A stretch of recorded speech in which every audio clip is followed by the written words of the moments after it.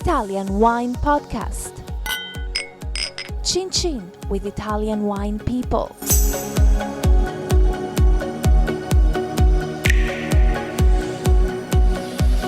Hello, this is the Italian Wine Podcast. My name is Monty, Waldin. My guest today is Stefano Quaglierini, who is, how would you describe yourself, an influencer? Communicator. Right. Where are you from? I'm from Tuscany. I'm from Pisa. Okay, exactly. Pisa province, yeah. And what about your family? Were they involved in wine, communication? No, they don't treat wine in any way. They do other job. My father work in the industry near Santa Croce, so which is near Florence. He treat leather.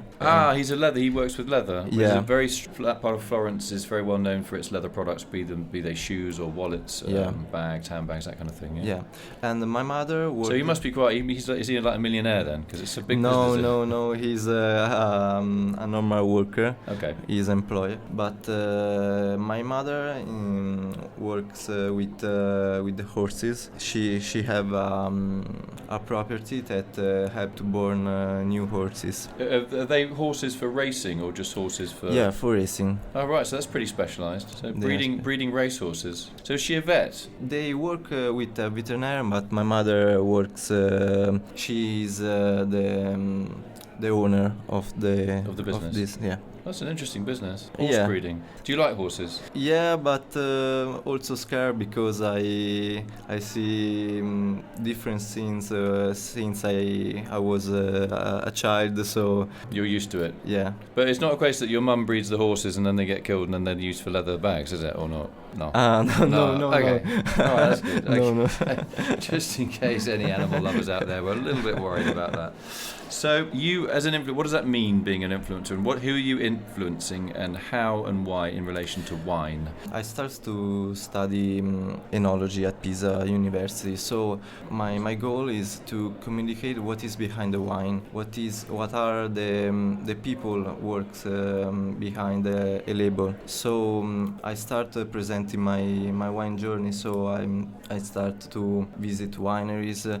To post the picture about vineyards, the cellar, at the end to the bottle, to show what is the work behind a bottle. Are you still studying enology, or did you qualify? I'm graduating. In July I hope to finish this study. So you'll then become officially an enologist? Yes. And are you going to work in Tuscany? Or are you I going to travel hope somewhere else? But I will specialize in social media because. So you're not going to work as an enologist. All that study, your poor parents. Yeah. You know, breeding the horses to put food on the table. But it helped a lot to me to understand what is the wine. So when I talk about the wine, I know a lot of technical parts that are important to present the wine in a different way. What do you mean by that, in a different way? Everybody says that in a different way. What are you using?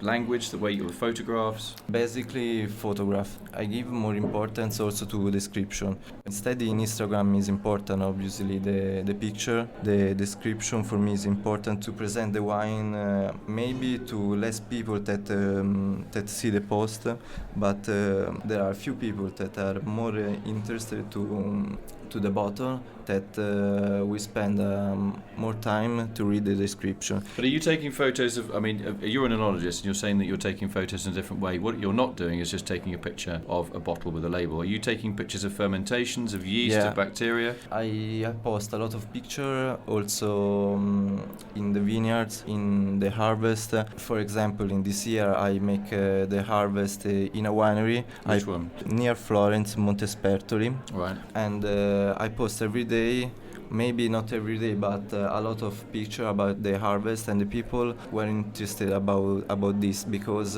it's not normal take part in a harvest and communicate with these channels like Instagram. Obviously what you're doing is a very visual thing. You're providing a picture and then describing what was in the picture. Do you have a preference when you're in vineyards to go and look at organic or biodynamic vineyards, which tend to have more life in them? They tend to have cover crops and or colours. In a conventional vineyard, if it's been weed killed, herbicided, it doesn't always look great.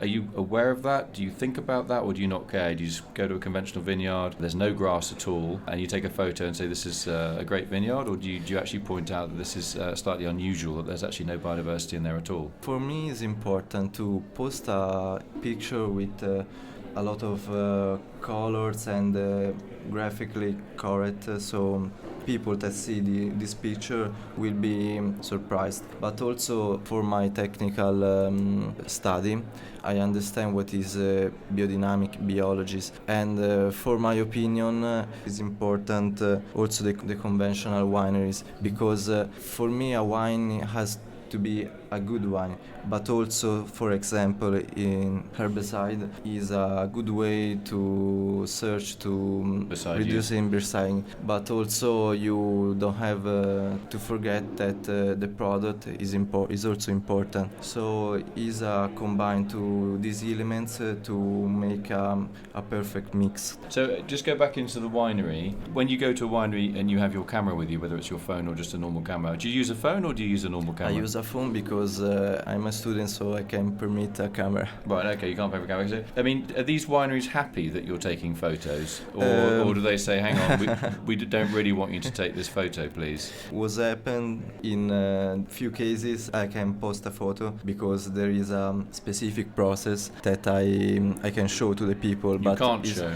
I can show because it's normal for a winemaker doesn't show every secret. But there are few moments like fermentation, like the harvest, that also the winemaker want to show. Before I have to explain my work to the winemaker because the social media are not so it's not well understood by some producers, when I show to the winery where I work that my post about Tercera can reach 20,000 people, they give more attention to this social network. So you're a photographer, Instagrammer? Yeah, I am an amateur photographer because I have also another account that is Italian Escapes. I started with this and now it's followed by 150,000 people. Italian Escapes? Yeah. Is that to do with agritourism then? No. What is Italian Escapes? It's a gallery where I post my own picture, but it's born like a community about photographer that I chose through Instagram their picture about Italian places, and I want to promote the Italian places. Like my passion is a community, no profit. Right, so you're taking pictures of areas in Tuscany that you like, yeah, and you're sharing them on Instagram. But how do you make money from that? How do you monetize that? You just take going out, you're driving somewhere, maybe a couple of hours in the car, you're spending a lot of money on petrol, parking, time, processing the photos. I know it's free, but it's still time. And are you advertising? How are you making any money? About Italian wines you are talking? Yeah. No, about anything that you do. How do you monetize it? I monetize show my working because I have opportunity. I also did in this month few sponsored posts about a few wineries that want to show their reality to my follower. So I don't post only the picture of the bottle, but before I present the winery, I present the people that are behind the label, and then obviously the wine has to be good because it's important, is the main thing to show and to communicate. And then they give a fee, but also it's important for me to show my work because I have an offer about a social media manager in a different company that doesn't work in wine. Do people write to you and say, I love the photo you took of, I don't know, whatever it is, a landscape, a field, a vineyard. Can I buy it? Can you print me a copy and send me a copy? Do you get people asking for that? No, not yet. Really? No. No. I'm surprised. Yeah. I mean, you could maybe do a calendar or something, 12 months, December, January, February. I think about that, but the university in this year take me a lot of time. So you're very busy with studying. Yeah, I prefer to finish my study and then think about other things. Right. But now finished in Italy, I start with this job that really interests me to communicate through social media different reality about food, Italian food. Right, so you're doing winemaking, tourism, beautiful places and food. I want to so what do you do next? Football? No. Fashion? No, horses? I want to organize, especially with Italian wines and Italian escapes, tour for discovering Italy because holiday tours. Yeah. Okay. Especially for Italian wines, I want to propose winery tours, because a lot of people see my wine photos, my visit about wineries. I want to discover also them, these wineries. Cool. Okay. Thanks very much, Stefano Quaglierini, who is an influencer. Thank you. Using his camera and words to communicate about Italian wine, landscapes, and places to stay. Thanks a lot. Thank you. Follow Italian Wine Podcast on Facebook and Instagram.